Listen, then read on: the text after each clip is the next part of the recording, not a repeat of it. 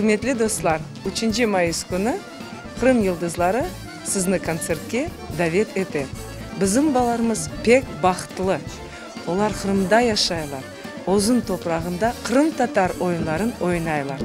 Концертке бөріңіз.